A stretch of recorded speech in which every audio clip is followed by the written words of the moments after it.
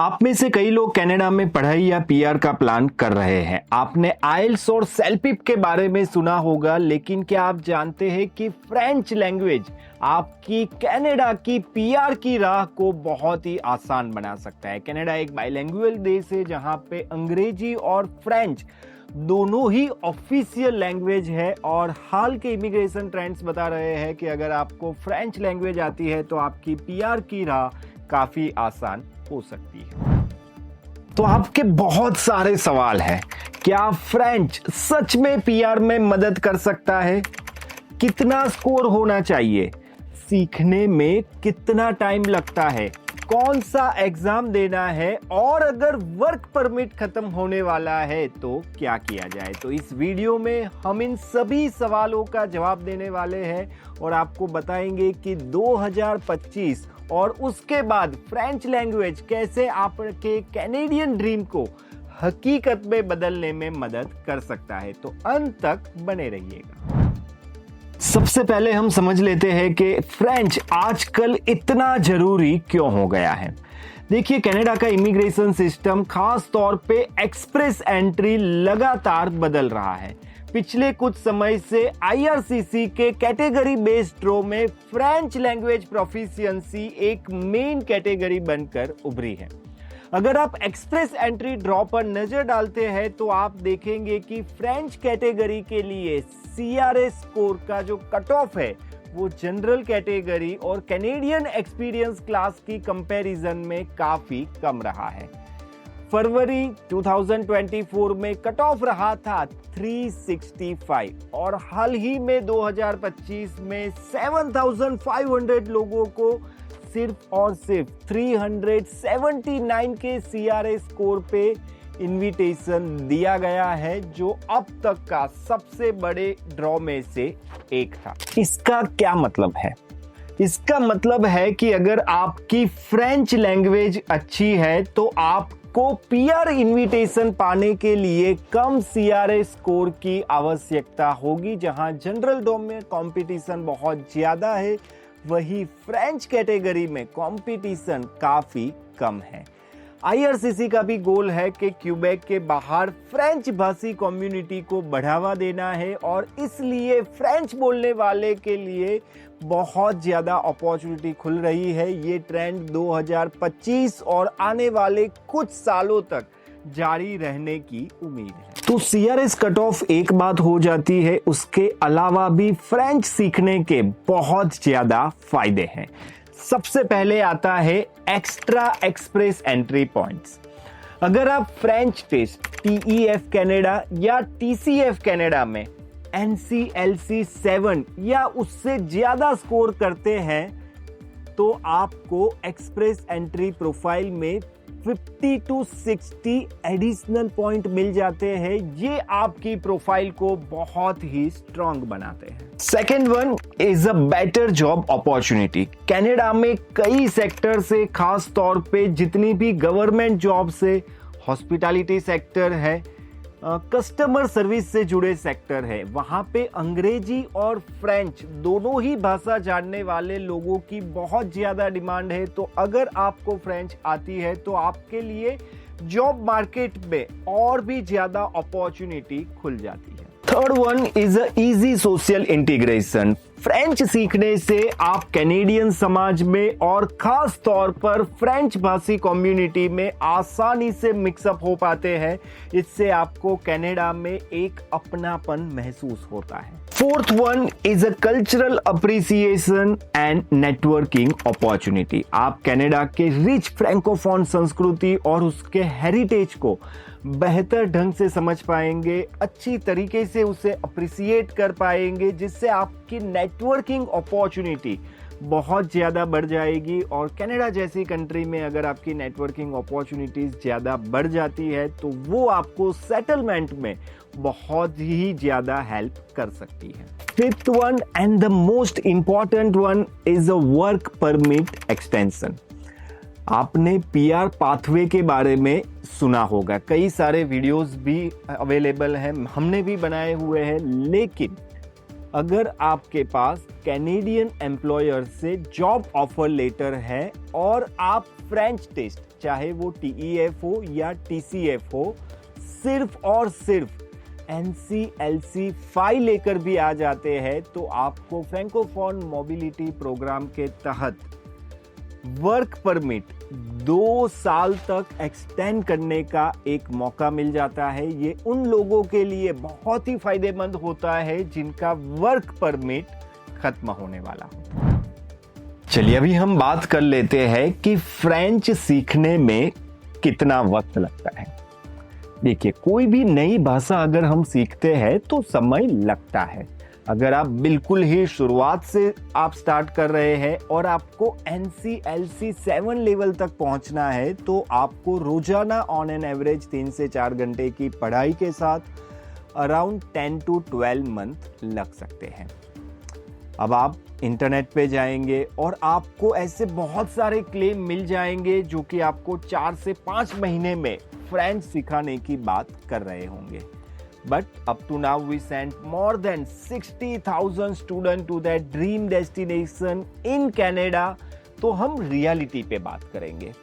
तो रियलिटी ये है कि इतने कम वक्त में, और वो भी जब आप फुल टाइम स्टडी या पढ़ाई कर रहे हैं या फिर आप जॉब भी कर रहे हैं, तो उसके साथ NCLC 7 जैसा इंटरमीडिएट लेवल अचीव करना थोड़ा डिफिकल्ट हो सकता है। हर कोई ये नहीं कर सकता। ये कोई बेसिक लेवल की हम बात नहीं कर रहे हैं, राइट। हम बात कर रहे हैं NCLC 7 की। तो डेफिनेटली 10 से 12 महीने तक का जो टाइम फ्रेम है वो एक रिजनेबल वक्त कहा जा सकता है। तो इतना वक्त आपको लग सकता है। तो चलिए अभी हम बात कर लेते हैं कि फ्रेंच लैंग्वेज को सीखा कैसे जाए। तो सबसे पहला तरीका है सेल्फ स्टडी। आप ऑनलाइन रिसोर्सेज अवेलेबल है, एप्लीकेशन अवेलेबल है, यूट्यूब चैनल का भी सहारा ले सकते हैं। लेकिन अगर आप स्ट्रक्चर्ड वे में सीखना चाहते हैं तो आपको दूसरा रास्ता चुनना चाहिए, जो कि है लैंग्वेज स्कूल और कोचिंग इंस्टीट्यूट। आप canon.geo जैसे लैंग्वेज कोचिंग सेंटर से जुड़ सकते हैं अगर आप इंडिया में हैं। और अगर आप ऑलरेडी कनाडा में हैं तो हमारा कानन प्रेप पोर्टल है, जिसके जरिए आपको फ्रेंच लैंग्वेज बहुत ही अच्छी तरीके से सिखाई जाएगी। तीसरा है गवर्नमेंट प्रोग्राम्स। अगर आप कनाडा में हैं तो स्टूडेंट्स के लिए गवर्नमेंट के बहुत सारे प्रोग्राम होते हैं जो आपको फ्रेंच लैंग्वेज सिखाते हैं। तो तीनों में से कोई भी रास्ता आप चुन सकते हैं, लेकिन सबसे ज़्यादा इम्पोर्टेंट है एक अच्छा इंस्ट्रक्टर आपके पास होना चाहिए।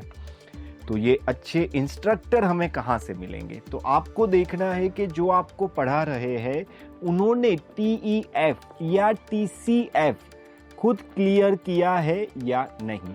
B2 सर्टिफाइड फैकल्टी के साथ ही आपको आपका प्रोसेस आगे करना चाहिए, अदरवाइज उसका कोई मतलब नहीं रहता है। एट canon.co हमारे पास C1 सर्टिफाइड फैकल्टी है। इफ नॉट C1 आप कहीं और कर रहे हैं तो कम से कम आपको ये देखना है कि B2 सर्टिफाइड होना चाहिए। ऐसा इंस्ट्रक्टर नहीं होना चाहिए जो रटी रटाई स्क्रिप्ट बस पढ़ लेता है। सो canon.co में हमारे एक्सपर्ट इंस्ट्रक्टर है जो काफ़ी इंटरैक्टिव तरीके से आपको फ्रेंच लैंग्वेज सिखाते हैं। और हमारा जो कोर्स है वो खासकर कनाडा के PR को ध्यान में रखकर डिज़ाइन किया गया है, और बहुत चीज़ें हैं जिसके बारे में मैं आपको बताना चाहता हूं। लेकिन अगर आप एक्सपीरियंस करना चाहते हैं तो डेमो की लिंक नीचे आपको डिस्क्रिप्शन में मिल जाएगी। उस लिंक पे आप क्लिक कीजिए। इंडियन टाइम के हिसाब से और कैनेडियन टाइम के हिसाब से हमारे यहाँ पे फ्रेंच के कोर्सेज चलते हैं। ज़्यादा जानकारी के लिए आप नीचे दिए गए नंबर पे संपर्क कर सकते हैं। चलिए तो अभी हम बात कर लेते हैं कि आपके ही जो कुछ सवाल आते हैं हमारे पास। तो उनमें से एक सवाल हमारे यूज़र ने पूछा है कि अगर मेरा वर्क परमिट स्कोर आने से पहले ख़त्म हो गया है तो क्या किया जाए। तो आपको अगर ऐसी कोई सिचुएशन आ जाती है तो घबराने की ज़रूरत नहीं है। आप एक्सप्रेस एंट्री के लिए एलिजिबल हैं। तो वर्क परमिट खत्म होने के बाद भी आपकी प्रोफाइल पूल में रहती है। आप विजिटर वीज़ा पर या कोई अलग पाथवे पर किसी भी तरीके से आपका स्टडी कंटिन्यू करके आप कनाडा में रह सकते हैं। मान लीजिए कि आप आपके देश वापस भी चले गए तो वहाँ पे भी आप फ्रेंच सीखना जारी रखिए। जैसे ही आपका स्कोर आ जाता है तो आप आपकी प्रोफाइल को अपडेट कर सकते हैं, तो आपको ये बेनिफिट मिल जाएगा। ज़्यादा जानकारी के लिए नीचे दिए गए नंबर पे आप संपर्क कर सकते हैं। दूसरा सवाल है जो अक्सर स्टूडेंट्स भी पूछते हैं, पेरेंट्स भी पूछते हैं, क्या फ्रेंच सीखना बहुत मुश्किल है? तो देखिए, कोई भी नई लैंग्वेज सीखना चैलेंजिंग हो सकता है लेकिन नामुमकिन नहीं है। जैसे हमने अंग्रेजी सीखी, जैसे हमने दूसरी भाषाएं सीखी, वैसे ही सही गाइडेंस और हार्ड वर्क के साथ आप फ्रेंच भी सीख सकते हैं। अब आपका दूसरा सवाल भी है कि फ्यूचर को लेकर क्या स्ट्रेटजी होनी चाहिए। तो अगर हम फ्यूचर की बात करते हैं तो प्रिडिक्शन यही है कि कनाडा में फ्रेंच बोलने वाले लोगों को प्रायोरिटी दी जाएगी। फ्रेंच कैटेगरी ड्रॉ की फ्रीक्वेंसी बढ़ सकती है और CRA स्कोर भी कम रह सकता है। इतना ही नहीं, फ्यूचर के लिए ट्रेंड्स ये भी बता रहे हैं, क्योंकि कनाडा सरकार जो है वो ऑफिशियल टारगेट लेकर चल रही है कि उन्हें क्यूबेक के बाहर भी फ्रेंच बोलने वाले लोगों को सेटल करना है। तो PR के नए नए पाथवे भी आ सकते हैं। 2025 में जो संख्या थी वो 8.5% से बढ़ाकर 2027 तक 10% करने का एक प्रोजेक्शन किया गया था। और अभी जो पॉलिटिकल बैटल चल रही थी, चुनाव चल रहा था, वहाँ पे 10% से लेकर बढ़ाकर 12% तक ले जाने की बात भी की गई है। तो अगर 12% तक ले जाया जाता है तो डेफिनेटली फ्रेंच सीखने से आपकी PR की पॉसिबिलिटीज बहुत ज़्यादा बढ़ जाएगी। तो हमारा बस आपको इतना ही कहना है कि आप इंतजार मत कीजिए। अगर आप सच में कनाडा PR को लेकर सीरियस है तो फ्रेंच सीखना आज से ही आप शुरू कर लीजिए। ये आपके लिए एक गोल्डन अपॉर्चुनिटी है। समय अभी आपकी फेवर में है। अगर आप वर्क परमिट में हैं या स्टूडेंट वीज़ा पे कनाडा जाने वाले हैं, चाहे आप सेल्फ स्टडी करें, चाहे आप कोचिंग का सहारा ले, यहाँ तक कि अगर आप canon.co में IELTS की प्रिपरेशन करते हैं तो आपको 4 वीक का बेसिक फ्रेंच कोर्स हम एब्सोल्युटली फ्री में प्रोवाइड करते हैं। तो उसके लिए आपको एक्स्ट्रा पैसे भी खर्च करने की ज़रूरत नहीं है।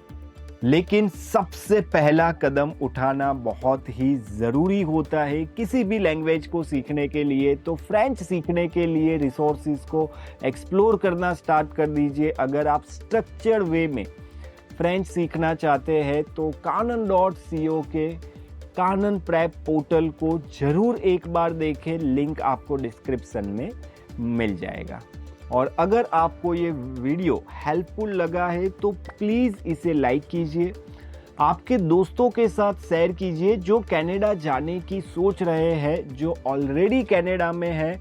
और हमारी चैनल canon.co को सब्सक्राइब करना ना भूलें ताकि ऐसी ही महत्वपूर्ण जानकारी आपको लगातार मिलती रहे। याद रखिए, फ्रेंच सीखना सिर्फ एक भाषा सीखना नहीं है, ये कनाडा में आपके सफल फ्यूचर के लिए एक बेहतरीन इन्वेस्टमेंट है। सही प्लानिंग और हार्ड वर्क से आप आपका ड्रीम है वो हासिल कर सकते हैं। तो आज के लिए बस इतना ही।